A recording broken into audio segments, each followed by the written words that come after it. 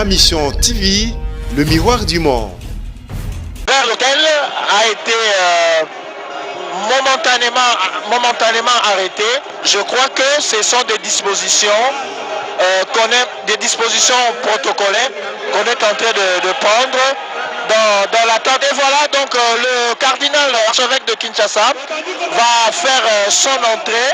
Après le tour d'honneur, c'est lui qui est en train de s'approcher. On ne sait pas trop si,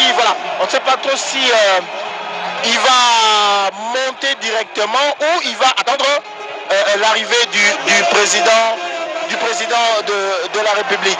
Bouyal Mangal, le moment M pourra commencer. Le tapis rouge est déjà déroulé.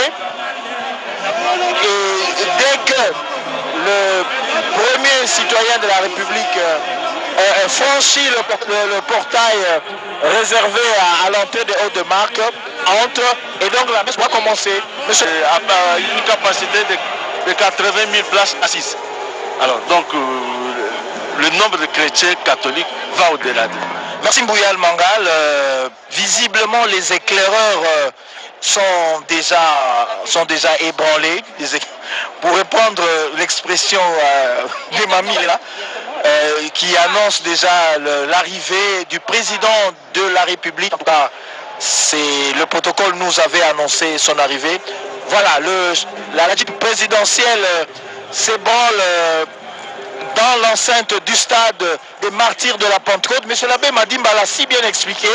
Et donc voilà, le président de la République, Félix Antoine Tshisekedi Tshilombo, qui est revenu au pays ce matin après son périple européen, a tenu à venir assister à cette célébration eucharistique. Le chef de l'État va descendre de sa Jeep officielle. Et donc comme l'abbé Madimba l'a expliqué, il va falloir d'abord que tout le monde soit dans l'enceinte du stade qui aujourd'hui fait office à la cathédrale. Et ce n'est qu'après que la messe pourra commencer.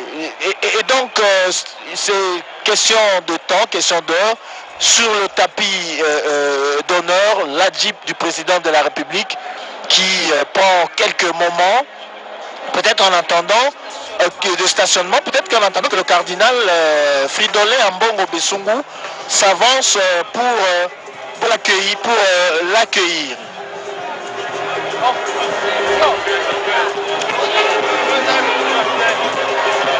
Voilà, c'est des concertations. La première dame, Denise Nyakero, est déjà descendue. Voilà, le président de la République, c'est dommage que l'écran géant du stade ne fonctionne pas encore. Voilà le président de la République déjà accueilli par son éminence, le cardinal archevêque de Kinshasa. Mamila, cette chaude accolade me rappelle la même qu'il avait fait sur la place Saint-Pierre à Rome il y a un mois. Ezali bongo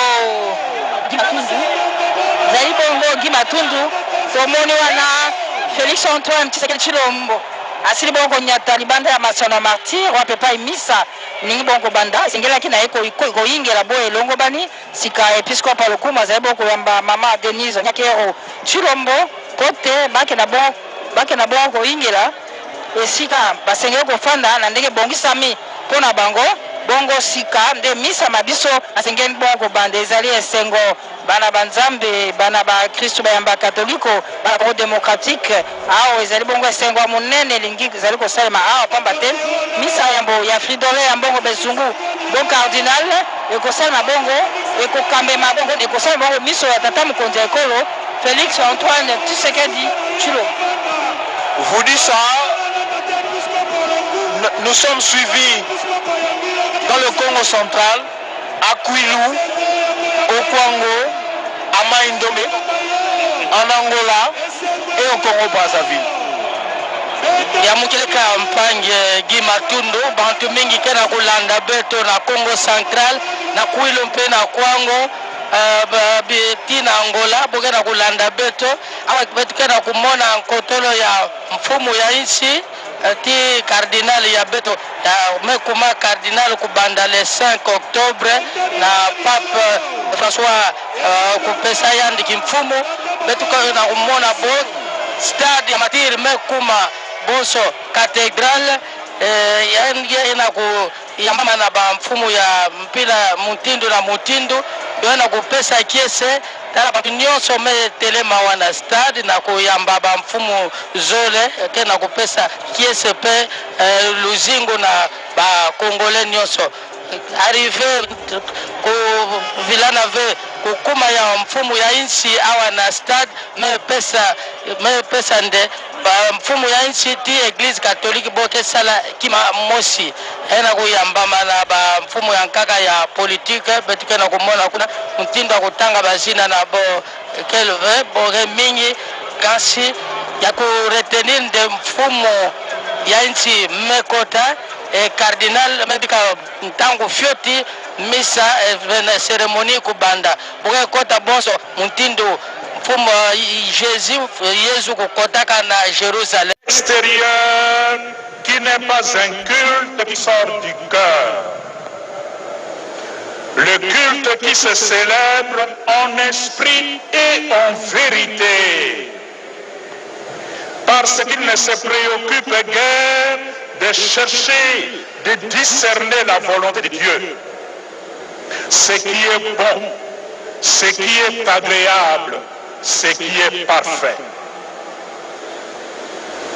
L'homme de Dieu, l'homme qui craint Dieu dans sa vie se préoccupe de chercher à implanter toujours ce qui est beau, ce qui est bon et ce qui est vrai. Le bon, le beau et le vrai.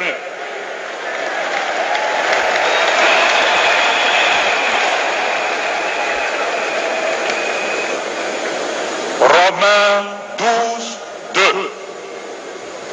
La destruction du temple annonce en même temps l'avènement d'une ère nouvelle.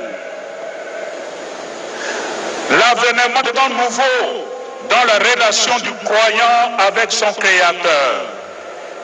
La vraie religion est celle qui invite à aimer, à donner et à se donner pour les autres. La vraie religion, c'est celle qui nous pousse à donner le meilleur de nous-mêmes pour que nos frères et sœurs vivent mieux.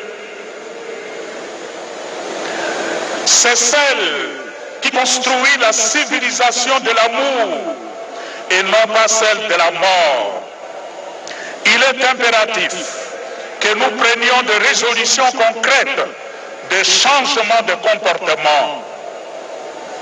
Débarrassons-nous des antivaleurs qui ont élu domicile dans notre pays, qui l'ont détruit et ruiné. Tournons ensemble le regard vers l'avenir. Et c'est possible.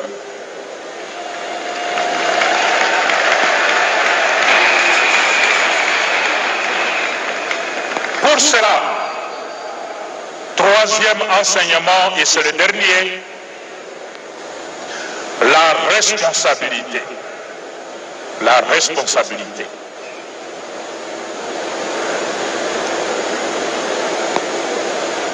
La deuxième lecture que nous avons entendue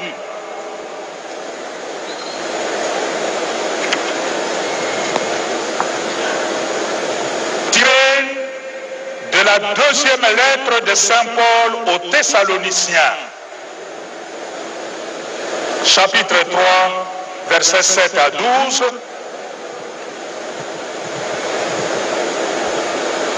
nous annonce que le temps de responsabilité est arrivé. Le temps de la responsabilité individuelle et collective.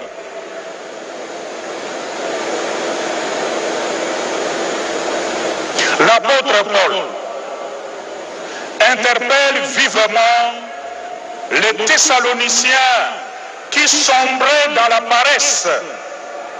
Les Thessaloniciens qui brillaient par paresse, je dirais même un peuple qui passait son temps peut-être à faire des fêtes, à se réjouir, à danser, à prier en désordre, mais il n'assumait pas sa responsabilité. L'apôtre interpelle vivement les Thessaloniciens en leur disant, ce n'est pas en restant assis et les bras croisés qu'adviendra le monde nouveau.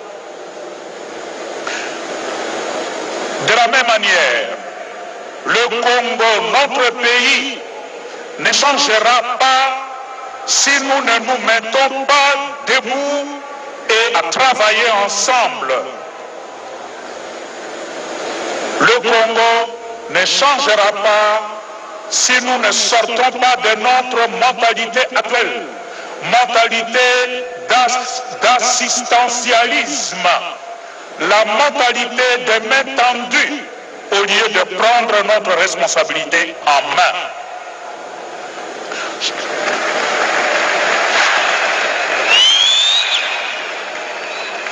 Chacun, chacune, en suivant l'exemple de Paul lui-même, doit travailler.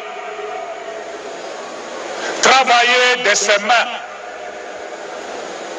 pour vivre et faire vivre dignement sa famille.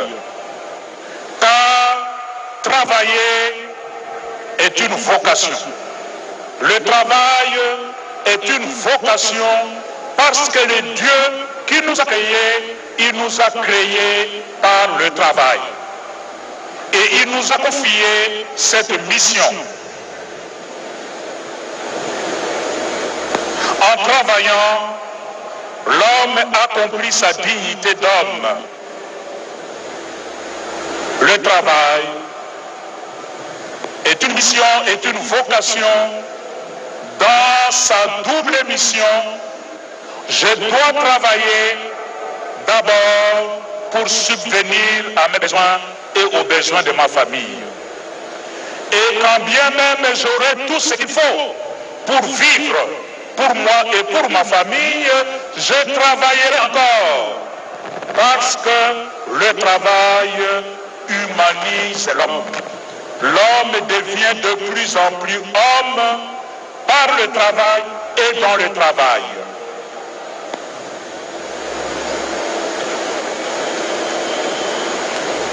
Malheureusement, qu'est-ce que nous voyons aujourd'hui autour de nous? Le peuple congolais est considéré justement ou injustement, et cela depuis quelques années, comme un peuple paresseux, un peuple qui ne travaille pas.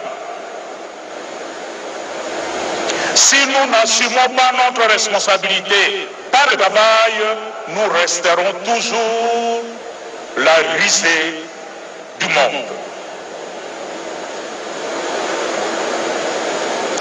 En parlant de cette responsabilité, je suis particulièrement très préoccupé par certaines situations sociales de notre peuple devant lesquelles j'exprime toute ma souffrance et ma peine.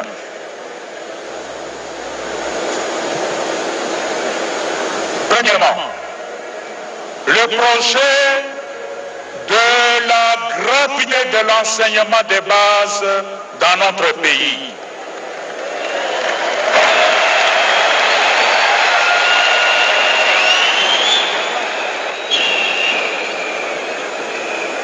Je salue et encourage avec grande joie cette décision du chef de l'État de la mise en application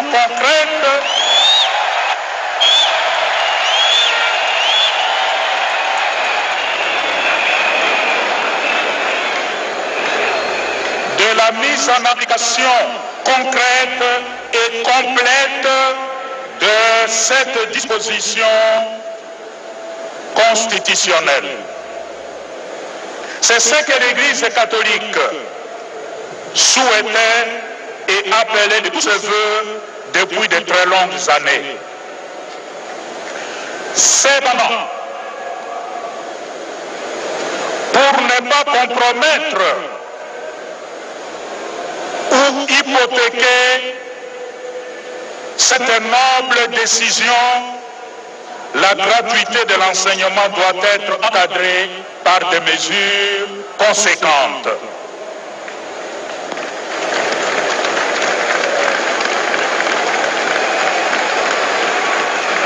Notamment, il faut améliorer les infrastructures. Il faut assurer un salaire juste aux enseignants, à tous les enseignants.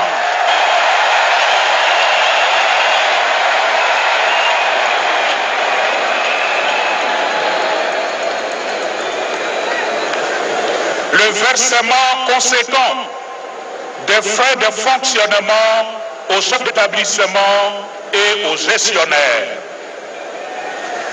La mise en application effective des différents paliers de salaire, deuxième et troisième palier. Il faut, pour que la gratuité devienne une réalité, clarifier la situation des enseignants dits nouvelles unités et de non payés.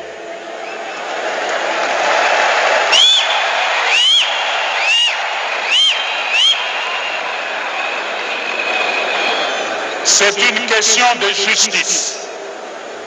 Tout enseignant qui travaille et qui est reconnu par l'État a droit à son salaire.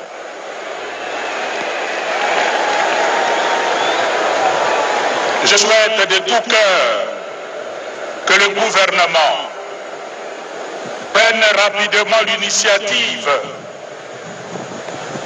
d'entrer en dialogue avec tous les professionnels de l'éducation pour que cessent immédiatement les grognes et les menaces des arrêts de cours, des grèves constatées ici et là. Nous ne voulons pas et nous ne souhaitons pas que la gratuité de l'enseignement produise l'effet pervers. Au nom de la gratuité, que notre système éducationnel soit détruit.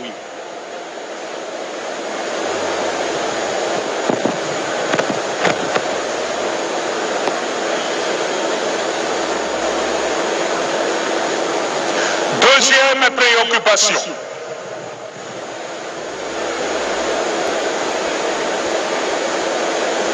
C'est la situation à l'Est du pays et qui nous préoccupe énormément. L'épiscopat congolais et tous les évêques du Congo sont hautement préoccupés par la situation sanitaire à l'Est, notamment à Beni, à Butembo, et ça et là, dans l'Ituri et à Goma.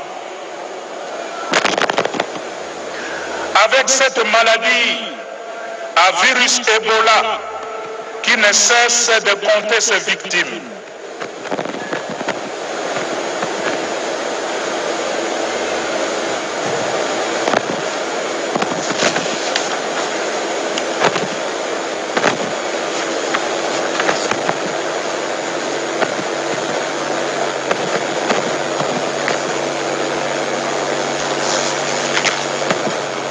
nous saluons les efforts de tous ceux qui se donnent corps et âme pour que cette maladie, terrible maladie, infâme maladie, soit éradiquée une fois pour toutes de l'étendue de notre pays. Je pense ici en particulier à un homme, un Congolais, un fils de ce pays, le professeur Mouyembe, pour tout ce qu'il est en train de faire à l'est du pays.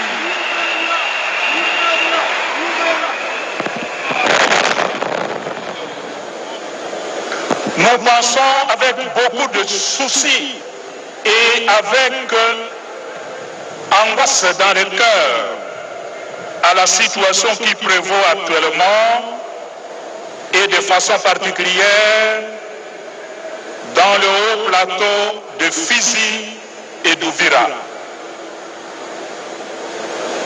où se servant et animant de conflits entre nos différentes communautés, des troupes armées, parfois étrangères, se battent sur notre sol, sur notre territoire. Jetant des populations qui ont toujours vécu ensemble dans la préoccupation, dans la douleur, dans le pleur. Il y a des peuples qui pleurent de ce côté-là. Et ce sont des peuples qui ont toujours vécu ensemble. Les informations qui nous parviennent de ce côté-là donnent l'impression que nous, on prendrait plaisir, certains d'entre nous prendraient plaisir à vivre éternellement dans des conflits, alors que vivre en paix avec les autres est la nature intrinsèque de l'être humain. Nous ne sommes pas faits pour vivre éternellement en conflit avec les autres. L'être humain est fait pour vivre en paix les uns avec les autres. Naturellement, nos rapports doivent se fonder sur le respect mutuel et sur la justice sociale. Malheureusement, cette persistance, cette crise persiste depuis de longues et pénibles années, comme si c'était une situation voulue et volontairement organisée par une poignée de personnes qu'on qualifierait des arrogants. C'est la cause de profondes douleurs dans notre cœur de pasteur, tout en saluant les efforts entrepris par les autorités, par l'État, par les forces armées de notre pays. Il convient de considérer que trop, c'est trop. Cette situation dure depuis très longtemps et il ne nous manque pas d'intelligence nécessaire pour asseoir les uns et les autres pour qu'enfin une solution puisse se trouver et que nos populations, nos différentes communautés puissent enfin vivre en paix.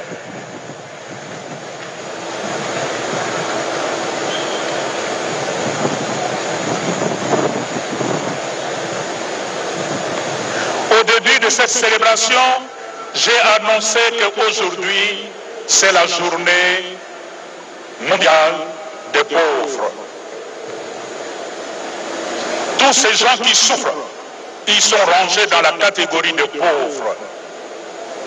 L'attention aux pauvres à laquelle nous invite le pape François et le sens de responsabilité implique que particulièrement les responsables doivent s'engager. Les uns et les autres doivent prendre leurs responsabilités en main. Prendre leurs responsabilités à créer très vite un climat d'apaisement par la cessation des hostilités sous peine de voir la situation dégénérer et embraser dans toute la région de l'Est. Et quand ça commence à l'Est, c'est l'Ouest qui finira par être atteint. Les uns et les autres doivent prendre leurs responsabilités à restaurer rapidement l'autorité de l'État au travers des services de la police nationale, de l'armée, de la migration. Instaurer une vraie justice dans notre pays pour sortir cette partie du pays de l'état de non-droit. À dégager de la région toutes les armées étrangères afin de favoriser un véritable dialogue interne capable de nous sortir de la crise. à l'heure actuelle. Il se pose surtout le problème d'urgence humanitaire à laquelle nous devons vite répondre, tant au niveau provincial, national qu'international. Il y a sérieusement de besoins en nourriture, en vêtements, en logement décent, en médicaments, en éducation dans cette partie du pays qui souffre depuis très longtemps. À cela s'ajoute la situation des inondations avec ses conséquences dans la partie nord du pays, notamment les provinces autour de la rivière Ubangui. Depuis décembre, la rivière Ubangui est sortie de son lit, inondant maisons, villages et commerces. Beaucoup de gens sont aujourd'hui dehors et ont besoin d'une assistance conséquente.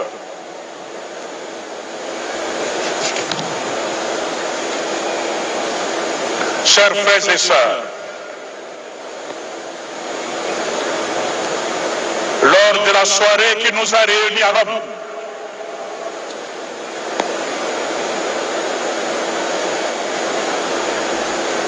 tout le monde était frappé de la communion qui régnait entre le fils et fille du Congo autour du cardinalat.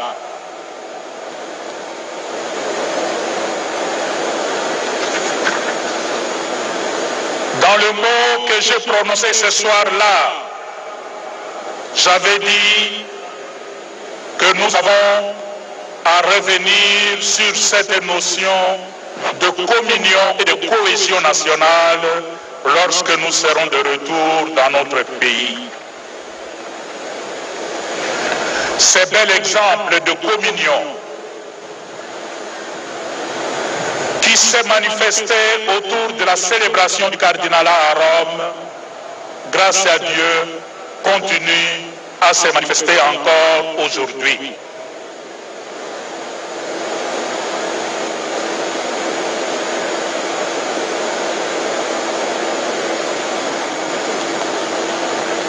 Il n'est pas normal, dans ces contextes de communion, de sursaut de nationalisme, qu'il y ait encore certains de nos frères, de nos sœurs, qui passent leur temps à se quereller autour de futilités. En réalité, le peuple est fatigué de querelles politiciennes complètement inutiles.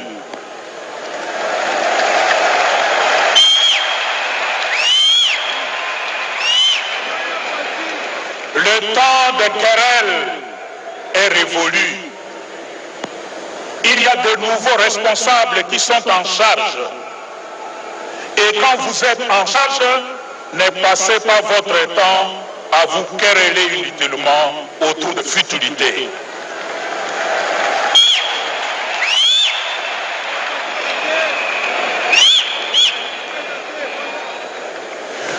Le sens de responsabilité veut que nous mettions de côté nos petits intérêts partisans et égoïstes pour nous concentrer et nous engager sur l'essentiel qui est l'avenir de notre peuple. Nous devons chercher comment créer ensemble les conditions d'un nouvel avenir rassurant pour notre peuple qui n'a que trop souffert.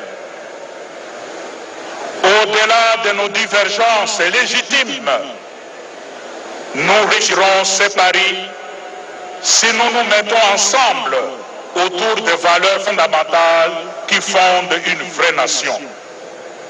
La justice et la paix, la fraternité sans frontières et la communion, l'entente et la concorde, l'honnêteté et la vérité, surtout l'attention aux pauvres et aux plus petits.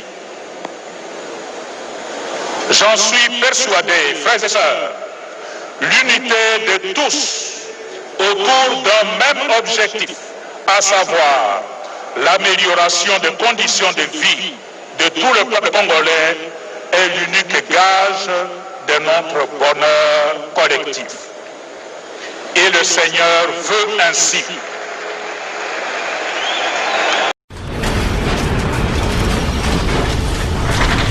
Ma Mission TV, le miroir du monde.